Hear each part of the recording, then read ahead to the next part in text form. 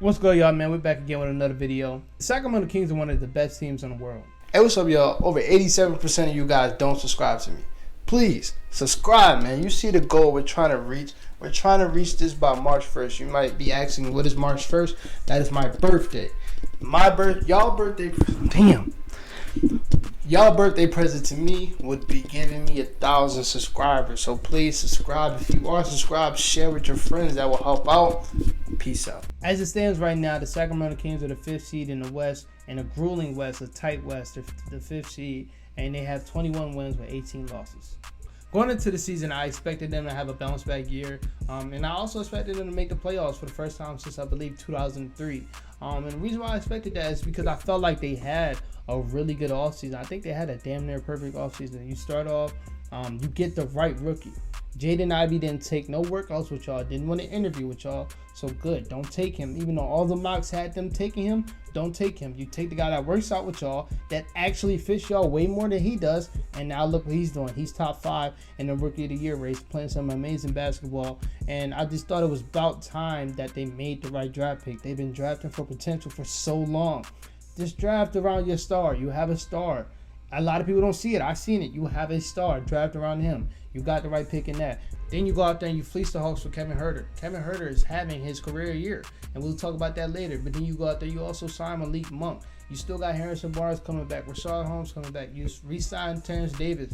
Like, they didn't make no big signing, but they made the right signings to go around their 2 top stars. And that's why they look so good. So I just felt like they had a perfect offseason. I think they were going to have a bounce back season, but I didn't think it was going to be this good. And the reason why it's this good, their top 2 stars are playing at all NBA levels. And that's something I just didn't see. Starting off with De'Aaron Fox. De'Aaron Fox is having a career year, and it's something for a person like me that I'm loving seeing, man. If you don't know, I am a De'Aaron Fox stan. If you want to know, this is an Android. I haven't used my Android in 5 years. That's De'Aaron Fox. I believe that was in his 2nd year in the league.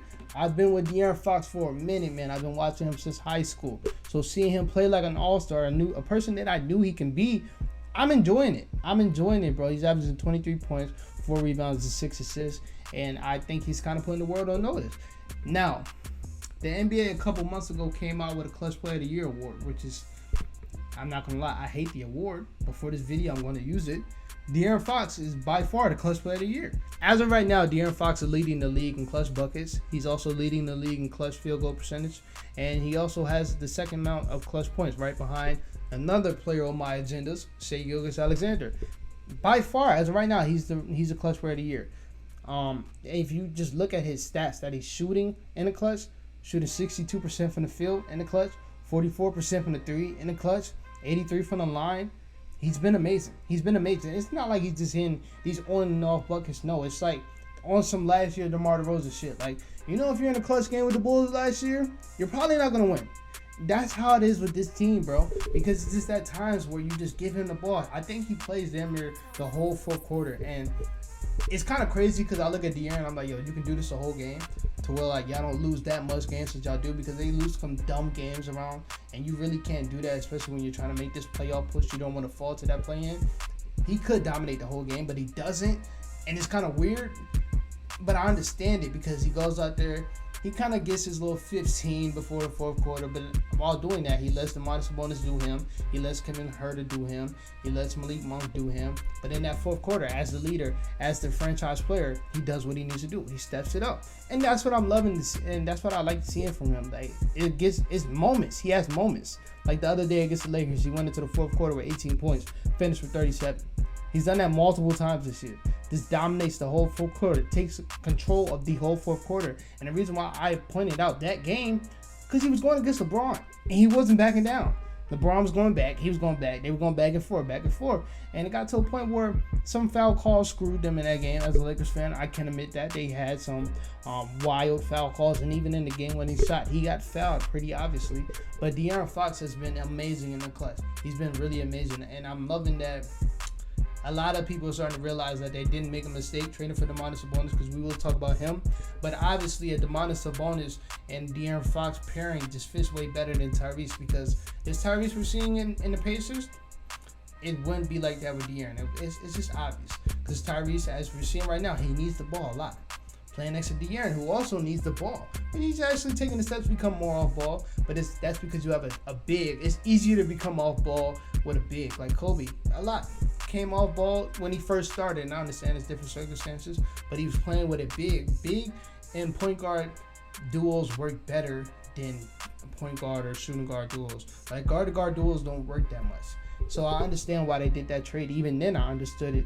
But I'm happy that we're seeing it work now. Now we can go to Domantas Sabonis. Domantas Sabonis, he kind of started off kind of slow. Like, he started off a little slow, and a lot of people not down him, but they started to like talk about it because you just trade him for a guy in Tyrese Halliburton. And at that time, Tyrese Halliburton was having an amazing year. But in these last 17 games, Domantas Sabonis has been like, I don't even want to undercut it. Like, he's been one of the best players in the world. Averaging 20 points in the last 17 games, by the way. Averaging 20.8 points, 14.7 rebounds. I'm saying again, 14.7 rebounds, leading the league in rebounds. 7.2 assists, 4 big, shooting 63% from the field, while also shooting 50% from the three. He's been fucking amazing. That's why I'm saying he's a lock for All-Star, and he should also damn near be a lock for All-NBA. If they lose him, it's going to hurt. It's going to hurt. And shout out to De'Aaron. I do think De'Aaron is the better player. But like I say with Darius. Like I say with Darius with the Cavs, obviously Donovan Mitchell is the better player. But Darius, if we don't have Darius, that's just going to fall apart. If they lose, Domantas Sabonis is going to fall apart. Because they just don't have nobody that's going to be able to feed off and help off everybody else. Like, Domantas Sabonis is kind of playing the Jokic role. We're seeing him impact Kevin Huerter, Malik Monk, De'Aaron Fox. It's a reason why all these guys are having a career year, because he is the nucleus of that core. The screens that he sets, it's just some shit you just don't see on the box score. The screens that he sets to free up Kevin Huerter, the little dribble handoffs that they do, especially with him and Malik Monk, they do the same thing. Malik Monk kind of plays the Kevin Huerter role off the bench. Domantas Sabonis plays a lot with the bench. We're seeing Keegan Murray having a really good, effective rookie year. Because of Domantas Sabonis, we're seeing him and De'Aaron Fox having one of the best pick and rolls in the league, one of the most unstoppable pick and rolls in the league, because this year, De'Aaron Fox is becoming an elite mid-range shooter. Like, all this stuff is because of Domantas Sabonis. He just does this shit. Like, even though the stat sheet looks amazing, the stuff off the stat sheet looks even better. It looks even better. His passing has been fucking amazing this year. Like, it's not a lot of stuff I could say about it, Domantas Sabonis. He's the reason why this team is doing this. I love De'Aaron. I love him. Of course, whoa, that second I love him sounded really, you know what, but I mess with De'Aaron a lot. But Domantas Sabonis just means so much for this team that if they lose him, that's going to hurt. So I've been praying for the longest, like, I don't need them to lose anybody, because I really want to see this, because this team is fun, bro. Kevin Huerter. Shout out to the Hawks for giving Kevin Huerter for nothing. He's having a career year. He's shooting amazing. And not shooting as amazing as he was before. Like, at the beginning of the season, he was shooting like some all-time numbers, which is fucking crazy. But he's shooting amazing. Malik Monk is showing me some different stuff. They're kind of letting him play the point guard off the bench. And it's working. He's been a good playmaker. And that's something I really didn't see from his first 4 years in the league. And he's also scoring at a really good clip. I believe he's averaging 16 points. He's a guy that doesn't really get talked about in the Sixth Man of the Year race, but he should definitely be up there. They're not winning a lot of games without Malik Monk. It's some nights where he is their second best scorer. And some nights with damn near he's even their first best scorer. So Malik Monk's been really good. Like I said, Keegan Murray, consistent. Harrison Barnes started off slow as hell, but these last 20 games been really good. This is a good team. The one thing I think they're going to need is like a point of attack defender, or just somebody that can be a weak side defender, so Jared Vanderbilt can help. Even going out there for a lower degree, getting out Chris Boucher. But this is a really good team, and I think I really need them to see the playoffs, and this is why.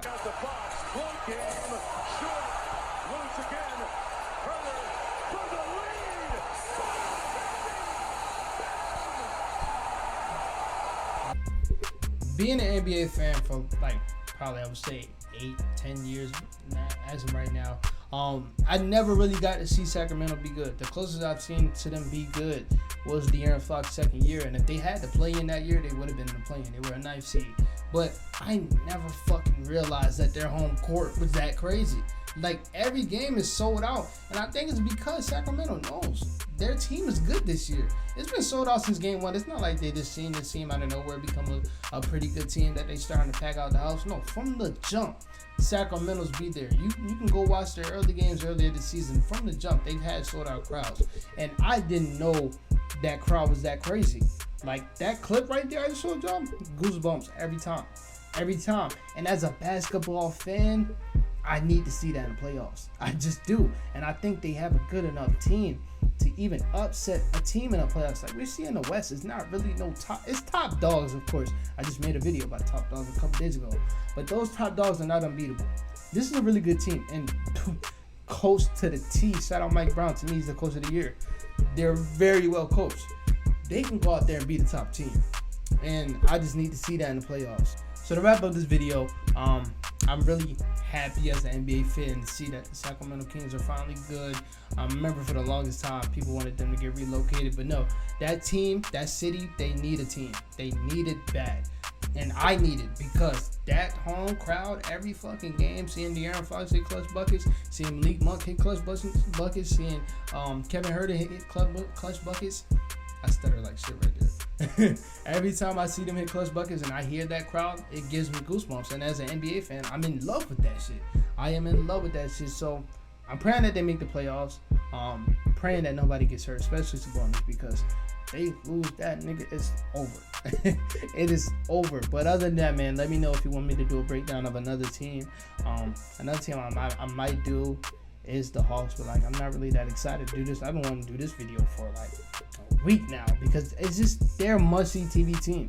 Like they should have a lot more TV games. I don't think they had one yet, and that's bad for the NBA because everybody will tell you this team has been a must-watch, along with the Jazz, which I might do. The Jazz are fucking fire. I've been watching Donovan Mitchell and the Jazz for years. I didn't know that home court was that crazy too.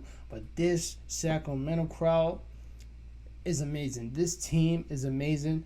De'Aaron Fox is an all-star, playing at an all-NBA level. Probably won't get us a lot of guards, but he can rise his game up. He normally does that second half of the season, and that's a good thing because he's been so amazing as of right now. Domantas Sabonis, all-NBA, all-NBA, all-star, all-NBA. Malik Monk, 6th man of the year. Kevin Huerter, damn near most improved player of the year. Keegan Murray, rookie of the year. Mike Brown, coach of the year. Like, they stacked. They are stacked. So let me know you like this video. I'll talk to you guys later. Peace out.